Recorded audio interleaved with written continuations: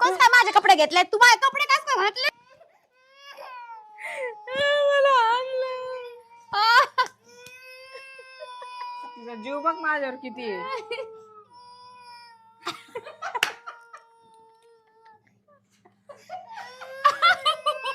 अरे देवा, काय झालं? मम्मीला हारलं तू.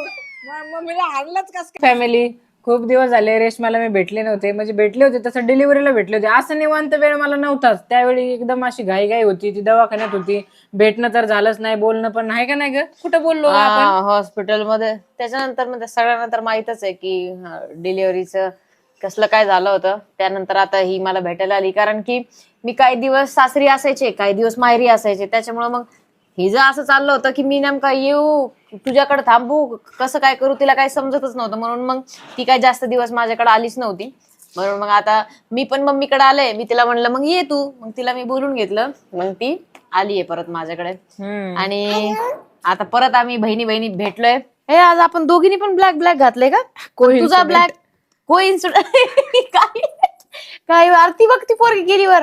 लेकरांचं लय अवघड आहे. घे तिला, ती पायऱ्यावरून पडून जाईल. चुकले मी. तू म्हणते अशी कशी झाली काळी भांगार कोमल. ते तर आहेस. माझ्यापेक्षा किती काळी पडली असं वाटत पण नाही. आम्ही बहिणी बहिणी आहेत म्हणून वाटतंय का मी बहिणी बहिणी?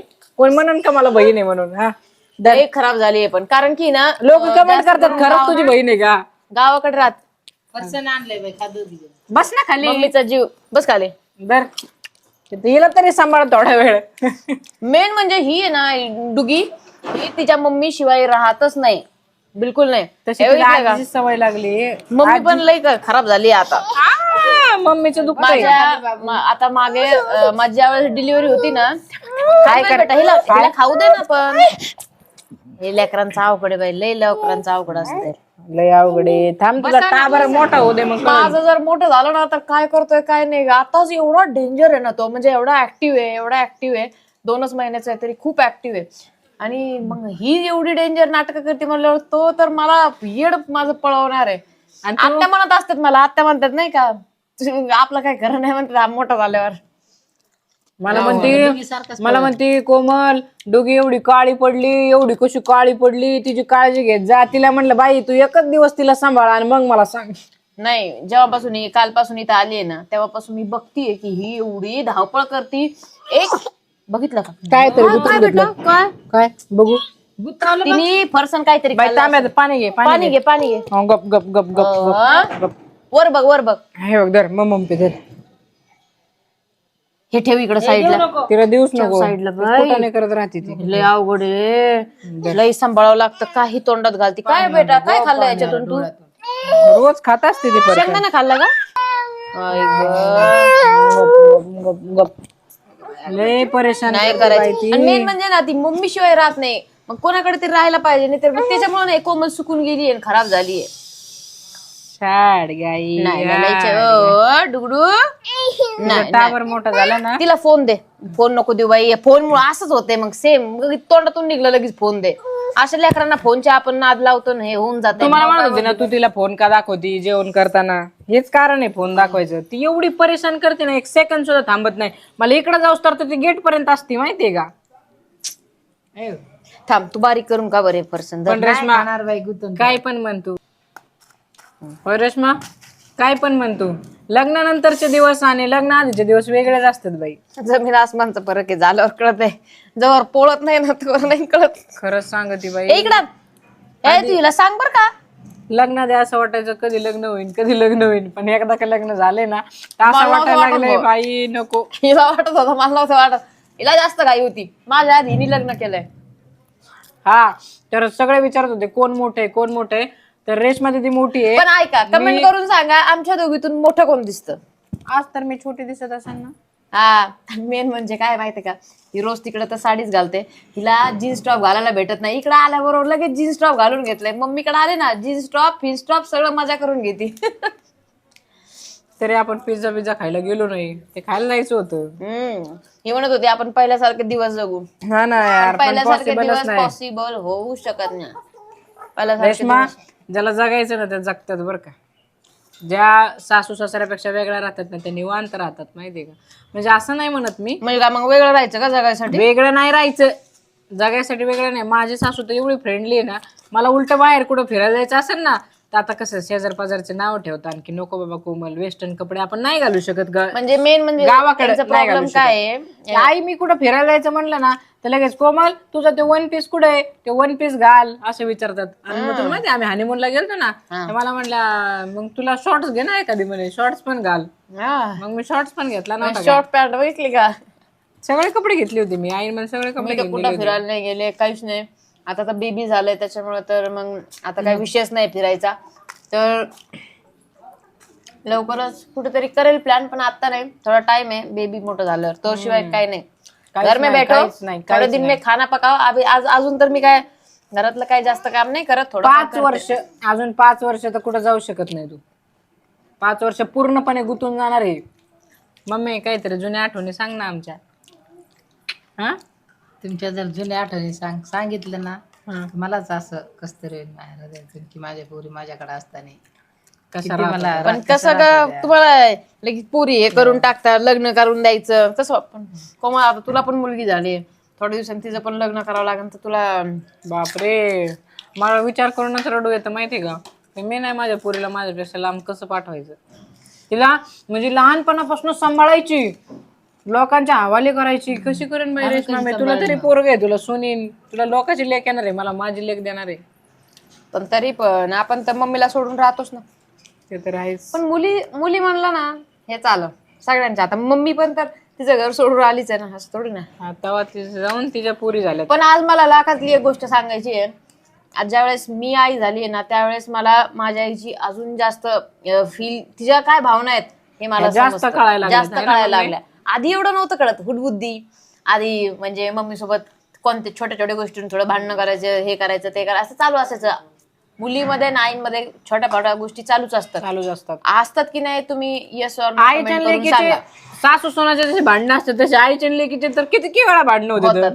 पण आज मी आई झाली ना, तर मला मम्मीच्या भावना म्हणजे मी खूप जास्त समजू शकते. ही लगेच रडू येते, कमून रडू येते रडत. रडायला काय झालं? अरे उद्या आम्ही जाणार आहे ते बघ, वडगाव रडती. गबस, रडू नको. तिला बरं वाटतं ना आपल्या दोघीला बघून, सोबत आलोय. एवढं मस्त राहतोय. आता आजी झाली तू. नानी तू नानी, नानी का नानी. हे बेटा इकडं आणते, मारती अजून. गबस नको, गबस.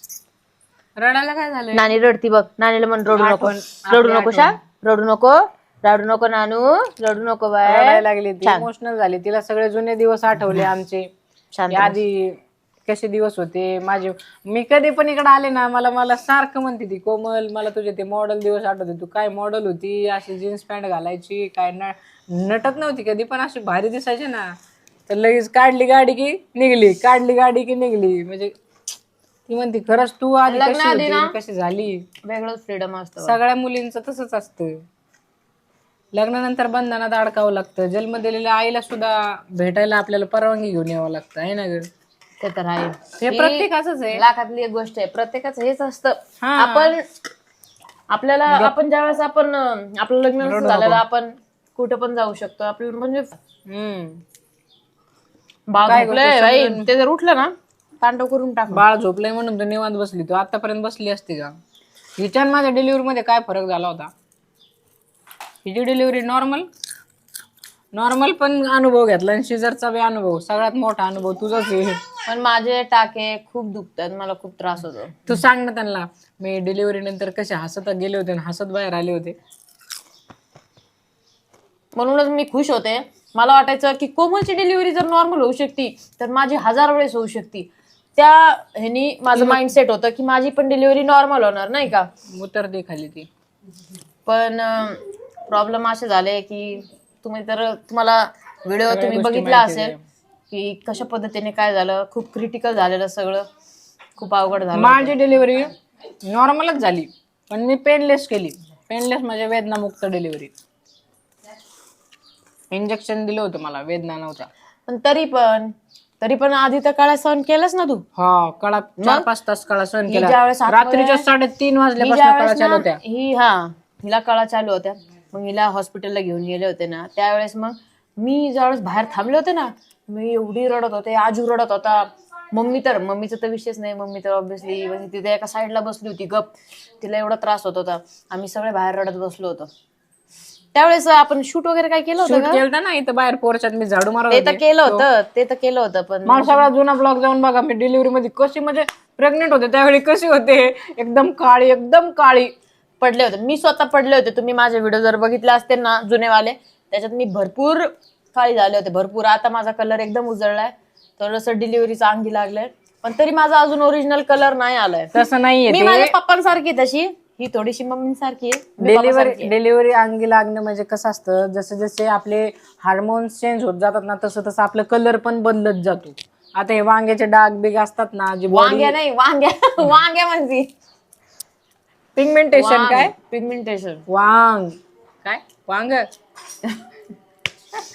तर ते वांग आहे ना, हळूहळू पण कमी होत जातं, माहितीये का तुला. आणि काळे डाग पण सुद्धा निघून जातात माहित आहे. डिलिव्हरी माझ्या टाइम. तोंडावर एवढे पिंपल्स आले होते, एवढ्या सगळ्या गोष्टी झाल्या होत्या, पण सरळ झालं, कव्हर झालं. रेशमाची कंबर लय दुखती पण आता आहे ना ग, भयानक. मी हे बघा, 10 वेळेस तुम्ही ऑब्झर्व केला असेल, व्हिडिओ मध्ये तुम्ही- केलं नाही, नाही, भरपूर- 10 वेळेस अशी होते, 10 वेळेस अशी होऊ राहिले, कारण की एवढी कंबर दुखते ना माझी, भयानक. मी शब्दांमध्ये सुद्धा एक्सप्लेन नाही करू शकत, मला सगळे एवढा काय- त्रास होतोय. सगळेजण काय म्हणतात तुला माहितीये का, काय की रेशमाला स्ट्रॉंग आहे, डिलिव्हरी मध्ये सुद्धा बसली नाही तरी शूटिंग करतीये. काय असतं माहितीये का, काही गोष्टींच्या काही जिम्मेदाऱ्या असतात, म्हणून मग ते पण करावं लागलं, सगळ्या गोष्टी कराव्या लागल्या. आणि मेन म्हणजे डिलिव्हरी मधून म्हणजे एवढ्या सगळ्या गोष्टी झाल्या होत्या. आयसीयू मधून मी हाच माइंडसेट ठेवून बाहेर पडले ना, मला लवकर बाहेर पडायचं होतं, की मला आयसीयू मधून बाहेर निघायचं. हा डोक्यात विचार होता की मला घरी जायचंय, मी स्ट्रॉंग आहे, माझा बेबी आहे घरी, मला त्याला भेटायचंय. ह्या सगळ्या गोष्टी माझ्या डोक्यात होत्या, आणि तेच माइंडसेट ठेवून मी त्या दुखण्यातून बाहेर पडले. म्हणून सगळे म्हणतात की रेशमा खूप स्ट्रॉंग आहे, आणि तो माइंडसेट असतो मेन म्हणजे, आणि तो आपण सगळ्यांनी ठेवला पाहिजे. अजूनही मला एवढा त्रास होतो ना, तरी मी सहन करते. रेशमा सेकंड बेबी ट्राय करणार काय? परत एकदा आई व्हायचं का तुला? मला विचार नाही करायचा. मुलगी नको? ऑब्व्हियसली पाहिजे, पण त्याचा आता बघूयात नंतर, त्याचा काय अजून विचार नाही कसं असतं माहितीये का, ही आयसीयू मधून बाहेर येऊस तर आणि पूर्ण जखमा भरूस तर म्हणत होती नको मला नको बाबा, मला आता परत बेबीच नको, एकच बेबी मला बस झाला. पण जसं जसं अजूनही मी तेच सांगतेय, पण नंतरून माहित नाही काय, पण ते नंतर तुम्हाला कळेल. बरोबर चेंज होतं. आज यानंतर तुला सिझरच करावं लागेल ना, मग तू सेकंड बेबी तर ट्राय करू शकते. डॉक्टरने सांगितलेलं आहे ना, काय थोडस तुम्हाला विचार करूनच करावं लागेल ना. काय बात करते, मला नाही सांगितलं तू ही गोष्ट. नाही म्हणजे खूप असं हे नाही असं, ते झाड तोडन, पण करू शकता तुम्ही सेकंड बेबी असं सांगितलं. म्हणजे चान्सेस थोडे हे बघा, डोके कशी काठी घे, आमची म्हातारी कशी चालली बघा, काठी टेकून. चला चला चला चला चला चला चला चला चला चला चला. ए डुगा चल माझी बाई चल, तिच्या बाबाची काठी टेकत चालली ती. बघू. ए डुगा कुठे चालली बेटा? बाबाची काठी घेऊन चालली. चला चला चला चला चला चला चला चला चला चला. खाली लागल. ए हळूच. चला चला चला चला चला चला चला चला चला चला.